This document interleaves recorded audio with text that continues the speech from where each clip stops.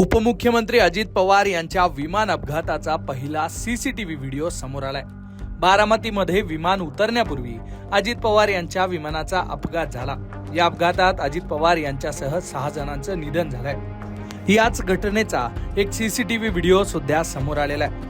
या व्हिडिओमध्ये नेमकं काय दिसतंय, अपघाताची नेमकी वेळ काय होती, हेच या रिपोर्ट मधून जाणून घेऊ।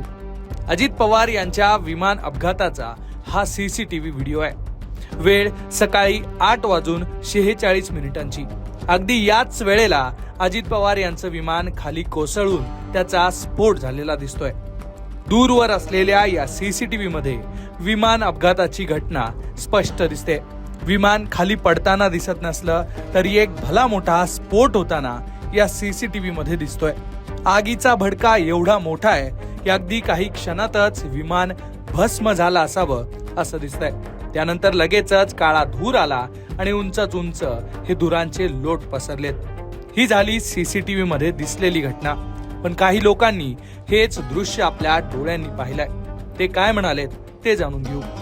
पहिल्यांदा ते आलेलं विमान आणि पहिल्यांदा असं वरून गेलतं, तेव्हा ते चांगलं होतं। नंतर आम्ही घराच्या बाहेरच होतो, आम्ही गुरांना खायलाही टाकलं आणि घरानंतर आलो तर आम्ही बाहेर होतो आणि ते विमान गेलेलं असं खालून आलेलं आणि खालून असं ते खालून आलं आणि ते बरोबर वरती जायचं, ते असं खाली त्याला अटॅक झालं। ते बरोबर म्हणजे 8:45 तेव्हा वाजलेल्या आणि त्याचा म्हणजे आम्ही पाहिलं, पण एवढा मोठा त्याचा असा स्फोट झाला ना, ते आमच्या घरापर्यंत आला, असं ते फिरलं आणि खालीच क्रॅक झालं। ते धावपट्टीवर गेलंच नाही, तसं असं जाग्यावर त्याचा स्फोट झाला। आम्ही एवढं घाबरलो, तरी पण म्हणजे ते आले वरून पोलीस ही, मग आम्ही गेलो 15 मिनिटं थांबले। मग आम्ही घरून तरी पण आम्ही पाणी आणलं, बादलेली पाणी घेऊन आलो, त्यांच्यापाशी पाणी दिलं, भिजवलं आणि ती बॉडी अशी साईडला पडलेली आणि त्यांचं मुंडकं ही पूर्ण म्हणजे साईडला होतं ना, अशी निम्मी बॉडी होती ती आम्ही पूर्णपणे पाहिलेली बॉडी। आणि नंतर ते म्हणले कापड वगैरे, मग आम्ही ब्लँकेट ही सगळं गुंडाळायला दिली आणि तसं झाल्यानंतर 15-20 मिनिटांनी मग ते गाडी आली आणि ते बॉडी अशी गुंडवून नेली। वाईट झालं ते बघितल्याला आम्ही खूप घाबरलो। तुम्ही काय बघितलं? तेच बघितलं, ते येऊन खाली कोसळलं आणि मुलं जायची वेळ नेमका टायमिंगच्या वेळ होता 8:45ला। खाली कोसळला असा भडका झाला, चाक येऊन माझ्यापर्यंत आलं तिथं घरापाशी।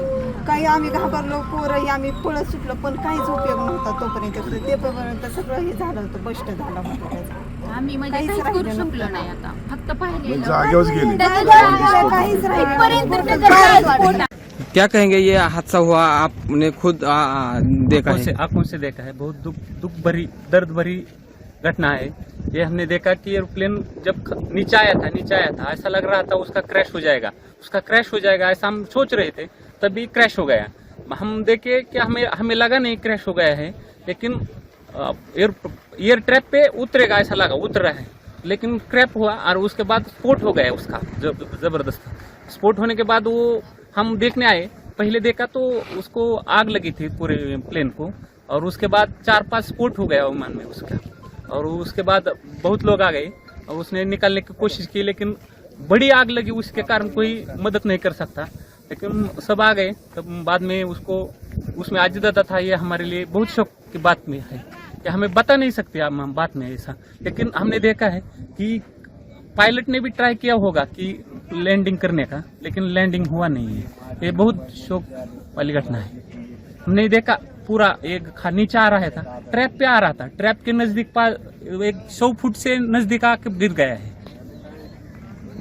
एकूणच हा सीसीटीव्ही आणि या प्रत्यक्षदर्शींच्या प्रतिक्रिया समोर आलेल्या असल्या तरी अपघात नेमका कसा झाला हे चौकशीतूनच समोर येणार आहे।